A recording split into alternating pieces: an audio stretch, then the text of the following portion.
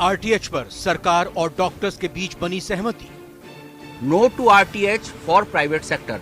Private sector को इससे पूरी तरह से एग्जेम्प्ट किया गया है, इससे बाहर रखा गया है। डॉक्टरों ने सरकार के जो आरटीएच बिल है उसके समर्थन में अपना आंदोलन वापस ले लिया और सरकार के साथ उनका समझौता हो गया। पटरी पर लौटेंगी निजी क्षेत्र की चिकित्सा सेवाएं।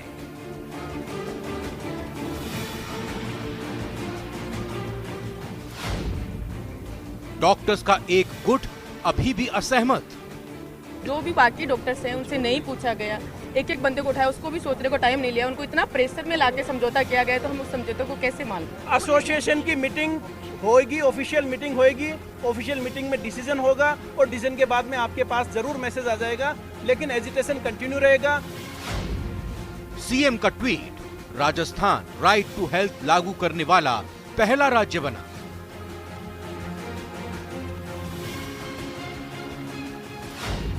आरटीएच पर राह हुई आसान, क्या मिलेगा मरीजों को हक?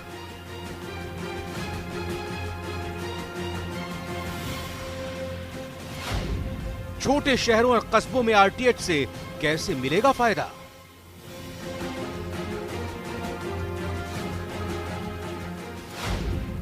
आरटीएच की राह आसान, फायदा कितना?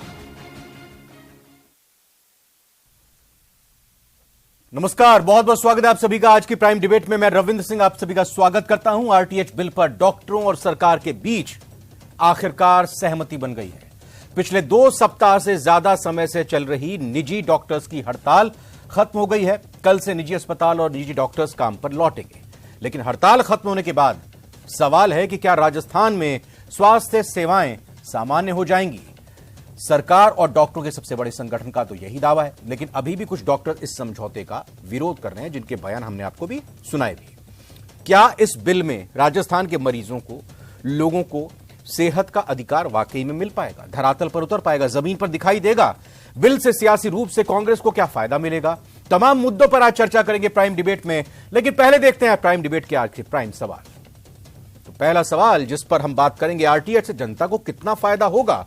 क्योंकि इससे पहले डॉक्टर्स की तरफ से लगातार कहा गया कि कई ऐसी योजनाएं, संजीवनी समेत या यूं कहें कि चिरंजीवी समेत, माफ कीजिएगा, चिरंजीवी योजना समेत कई ऐसी योजनाएं जिनको लेकर सरकार पहले भी आगे रही है, इन योजनाएं लाकर रही है, लेकिन वही डॉक्टरों का कहना है कि ये योजनाएं किसी भी सूरत में इत्तेफाक नहीं रखती हैं, किसी भी सूरत में लोगों को सुविधा नहीं दे पा रही है। तो क्या अभी आरटीएच लोगों को स्वास्थ्य सुविधाएं देगा? दूसरे सवाल की बात भी करना चाहेंगे। आरटीएच से जनता को कितना फायदा होगा और क्या मरीजों को इसका हक मिलेगा? असल जो हकदार हैं उनको इसका हक मिलेगा? तीसरा सवाल भी ले लेते हैं, बिल का मकसद क्या पूरा होगा? तो इन तीनों सवालों के इर्द गिर्द चर्चा करेंगे। हमारे साथ सारे मेहमान इस वक्त जुड़ चुके हैं। एक करके आपका इंट्रोडक्शन करा देते हैं, परिचय करा देते हैं। राखी राठौड़ जी हैं, बीजेपी नेता, बहुत बहुत स्वागत राखी जी आपका। राजेंद्र आर्य साहब हैं, कांग्रेस नेता, आपका भी स्वागत। डॉक्टर कैलाश गर्ग हैं, निजी चिकित्सक हैं, बहुत बहुत स्वागत आपका। डॉक्टर रवि चौधरी हैं, आप भी डॉक्टर हैं। और वहीं निरंजन पोद्दार साहब राजनीतिक विश्लेषक के तौर पर हमारे साथ यहां पर जुड़ चुके हैं। आप सभी मेहमानों का बहुत बहुत स्वागत। पहला सवाल आपसे करना चाहूंगा मैं, डॉक्टर कैलाश गर्ग, ये बताएं कि नो टू आरटीएच से अब संशोधनों के बाद, अपनी बात जो रखी थी उस पर अमल होने के बाद, अब यस टू आरटीएच क्या पूरी तरह से आप लोग कर रहे हैं? सब कुछ अब ऑल इज वेल कहा जाए? ये बड़ा इंटरेस्टिंग सवाल है आपका, और उसका जवाब ये होगा कि हम लोग बहुत व्यथित थे इतने दिनों से कि जनता को उचित इलाज नहीं मिल रहा था, एंड बेसिकली इसमें जनता को सफर हो रहा था। तो मुझे इस बात की बहुत खुशी हुई है कि एटलीस्ट अब हम जो हमारी प्राइमरी ड्यूटी है उसको हम कंप्लीट कर पाएंगे। तो ये मेरी व्यथा थी, जो तुम्हें परेशान करती थी एवरी दिन, कि हम स्ट्राइक पे हैं, मरीजों का इलाज नहीं, इससे ओवरऑल मरीज को नुकसान हो रहा है, एंड वो एक पीड़ा थी। उसको डिस्क्राइब करना बहुत मुश्किल है, बट ये सत्य है। तो उससे हमें निजात मिल गई। ये जो फैसला हुआ है, जो 9 पॉइंट या 8 पॉइंट जिस पे जो सहमति बनी है, ये पहले या दूसरे दिन ही बन सकती थी, और मुझे इस बात की खुशी है कि ये सहमति बन गई है और इस आंदोलन का एक निर्णय हो चुका है एंड हम लोग वापस अपने काम पे जाएंगे। तो अगर आप एक शॉर्ट में इसको कहें तो सारा चिकित्सक वर्ग से खुश है। लेकिन दूसरा इसका पहलू ये है जो कि एक विवाद का विषय है कि रियली आरटीएच जनता को फायदा पहुंचाएगा क्या? सरकार की बहुत सारी योजनाएं होती हैं, मुझे इसमें कोई कहने में हर्ज नहीं है कि सरकार का हमेशा मंशा ये होती है। बिल्कुल डॉक्टर कैलाश जी, देखिए एक मिनट हम इस पूरे मुद्दे पर जिस रूप में आपने बात रखी कि जो भी आरटीएच को लेकर आशंकाएं दुविधा थी वो दूर कर ली, बिल्कुल सही बात है। एक दो दिन में ये दूर की जा सकती थी, ये भी सही बात है। लेकिन इसका जनता को फायदा मिलेगा या नहीं मिलेगा, ये मुझे लगता है कि हमें आपको से ज्यादा फिक्र उन जनता को है जो अपनी सरकार चुनती है। तो इसलिए अगर इस मुद्दे को हम अलग रखें, इसमें हम पॉलिटिक्स की बात अगर ना करें तो ज्यादा बेहतर होगा। आपकी चिंता बिल्कुल जायज है, लेकिन मैं सिर्फ एक बात ये जानना चाहता हूं कि आपकी तरफ से, डॉक्टरों की तरफ से अब किसी तरह की कोई शंका, कोई इफ, कोई बट, कोई किंतु परंतु, लेकिन अगर मगर तो नहीं है? जहां तक मैं समझता हूं कि नहीं है।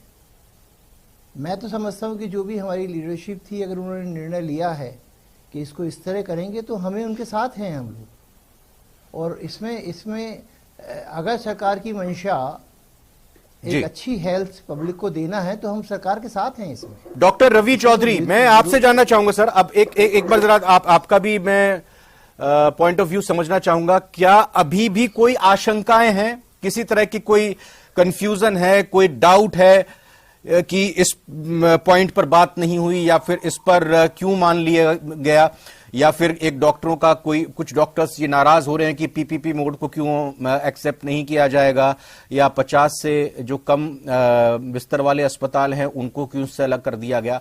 कोई ऐसी बात डॉक्टर रवि जो आप बताना चाहें, या फिर आपकी तरफ से जो आपको जानकारी है? यस टू आरटीएच है और ऑल इज वेल है। देखिए, जो आरटीएच है, राइट टू हेल्थ के हम हमेशा साथ में हैं। हमारा जो प्रॉब्लम था राइट टू हेल्थ बिल के अगेंस्ट में था कि इसको इम्प्लीमेंट करना प्राइवेट हेल्थ केयर के लिए बहुत मुश्किल था।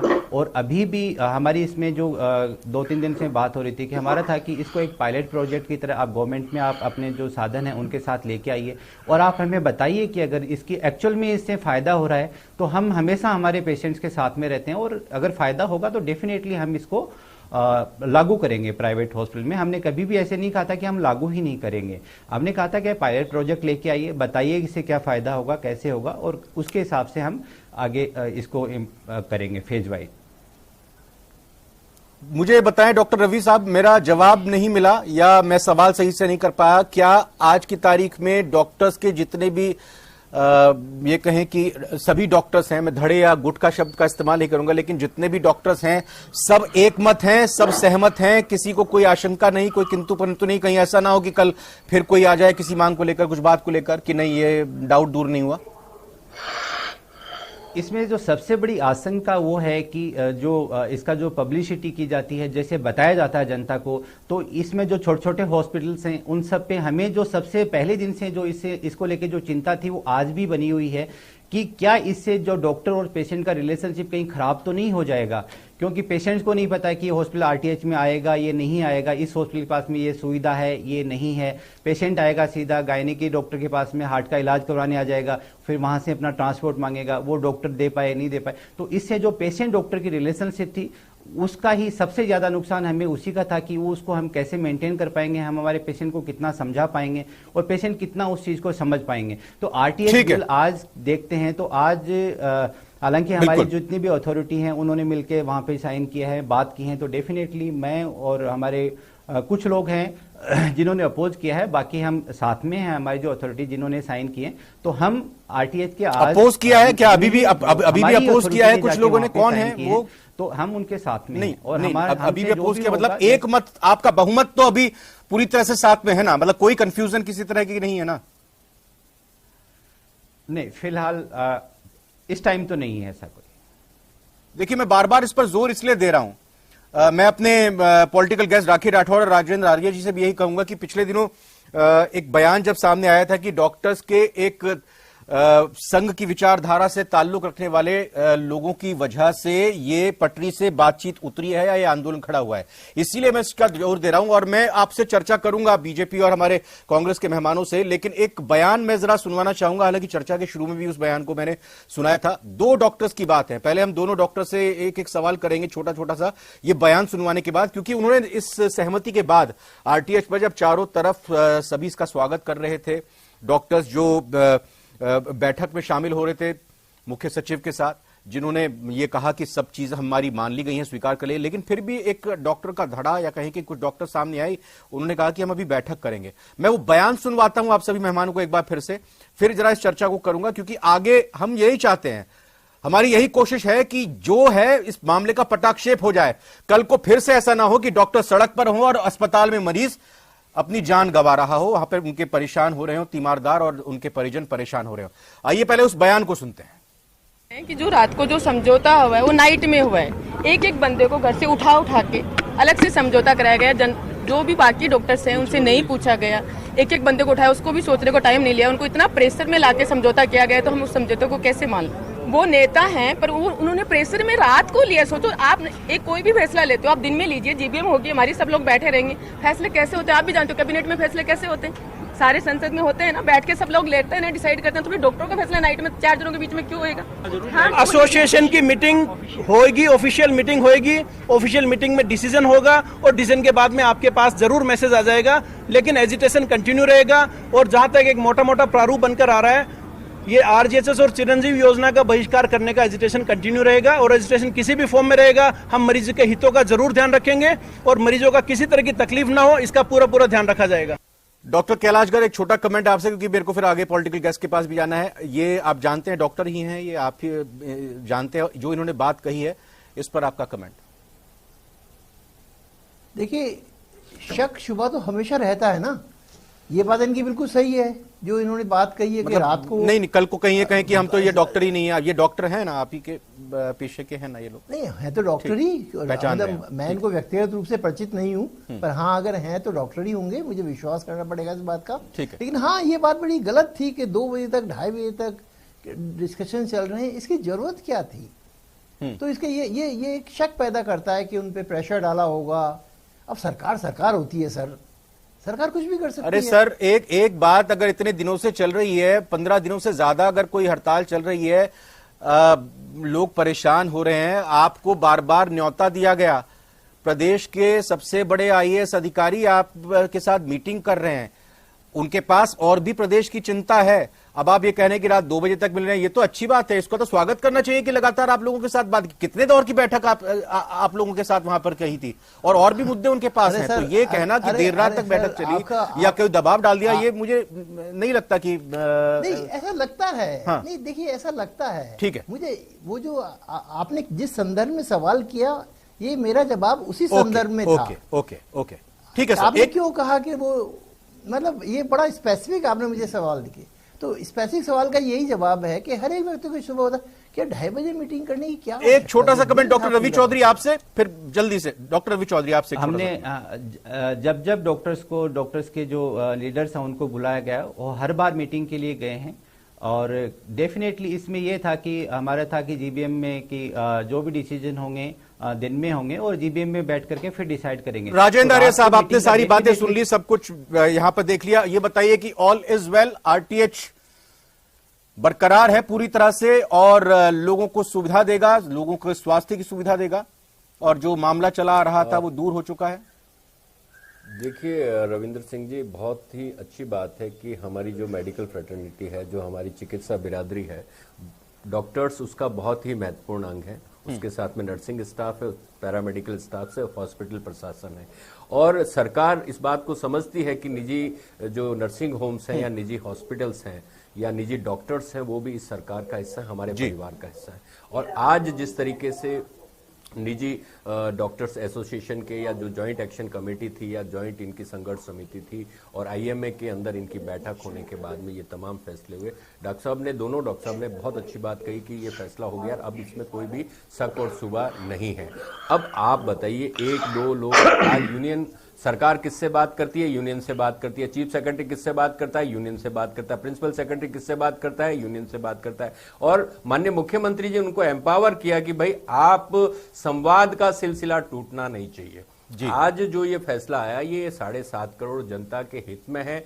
डॉक्टर इस धरती का भगवान है, उसको भगवान का दर्जा प्राप्त है। पेशेंट की जान बचाने में उसकी बहुत महत्वपूर्ण भूमिका होती है। मानवता के नाते वो डॉक्टर्स जब एमबीबीएस करते हैं तो एक शपथ लेते हैं, मानवता के नाते शपथ लेते हैं और उस शपथ पे वो आज भी कायम है।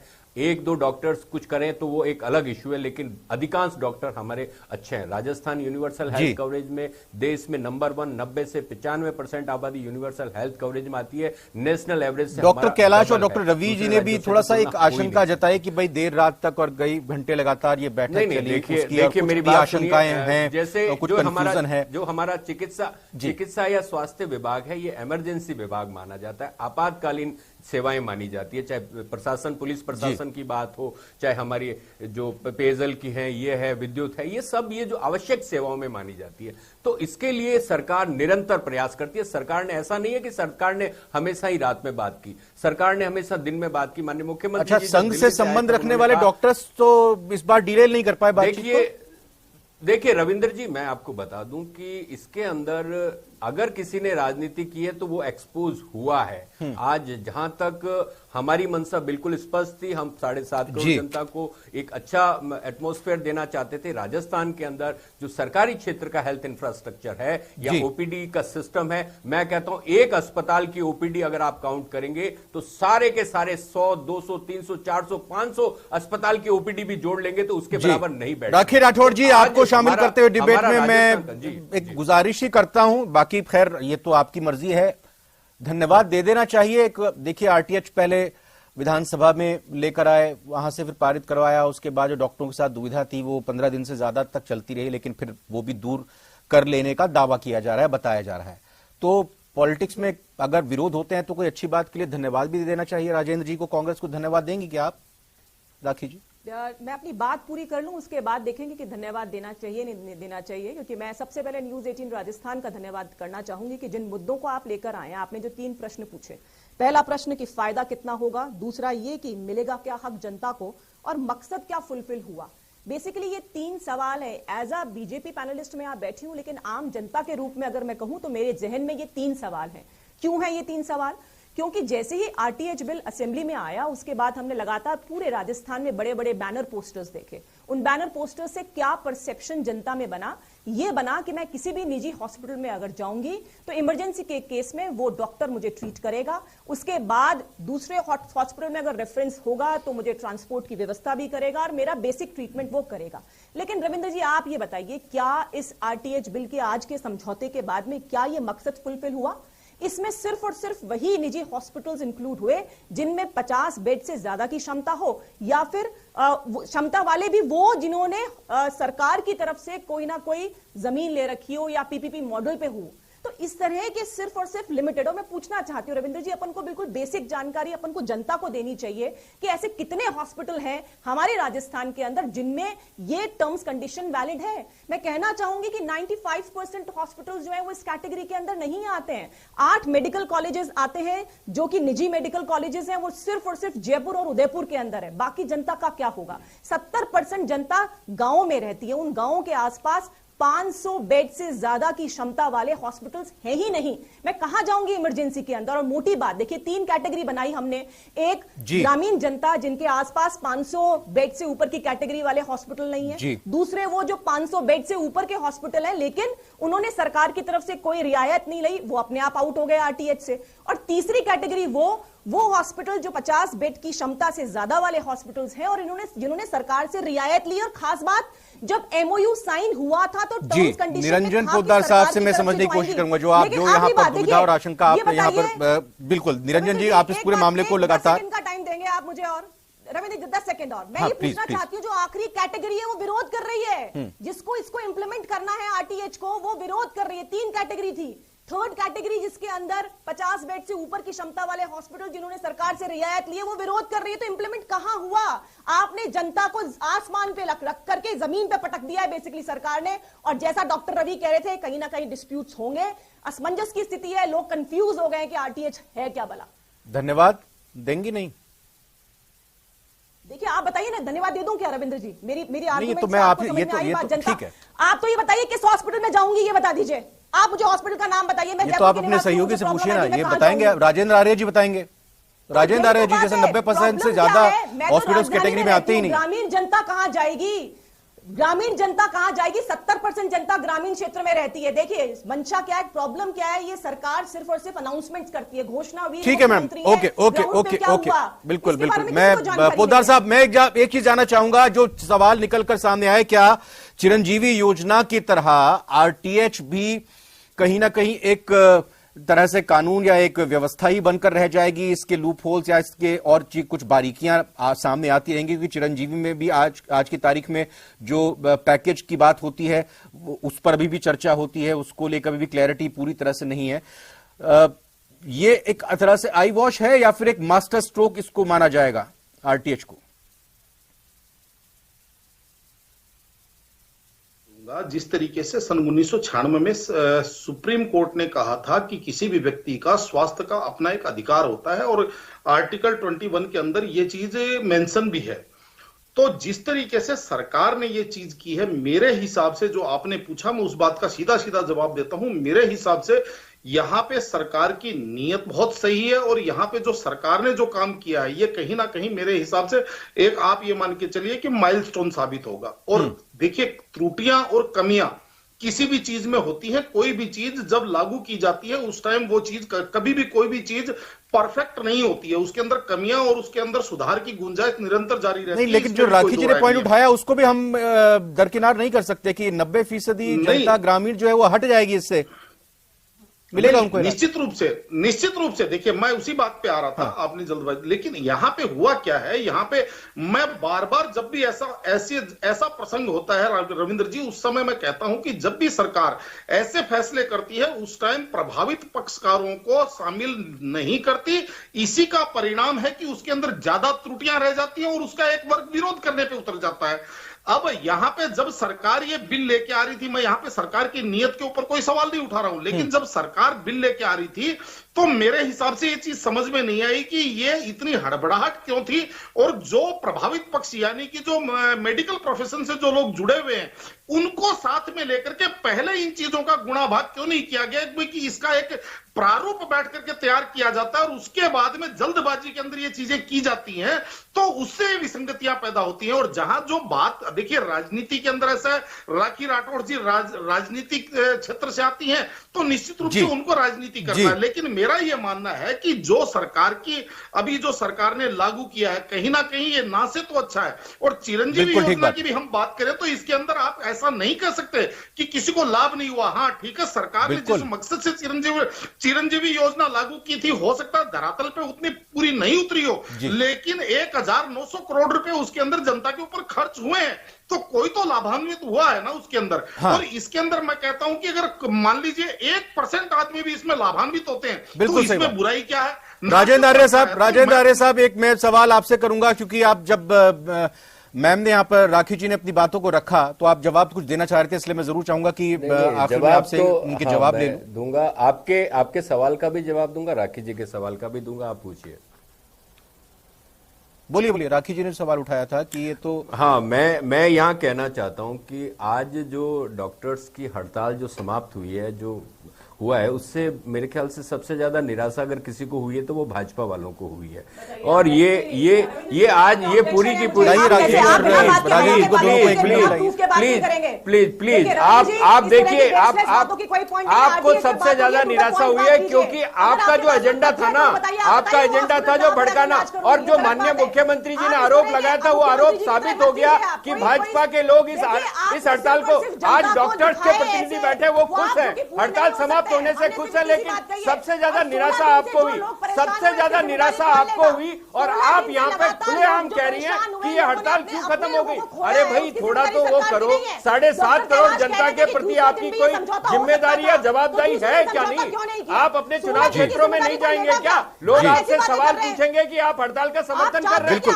बिल्कुल। राखी जी और राजेंद्र जी, मेरे पास समय इतना ही है, आज आप सभी चर्चा में शामिल हुए। राखी जी, राजेंद्र जी और डॉक्टर कैलाश, डॉक्टर रवि और साथ ही साथ निरंजन पोद्दार साहब, आप सभी का बहुत बहुत धन्यवाद।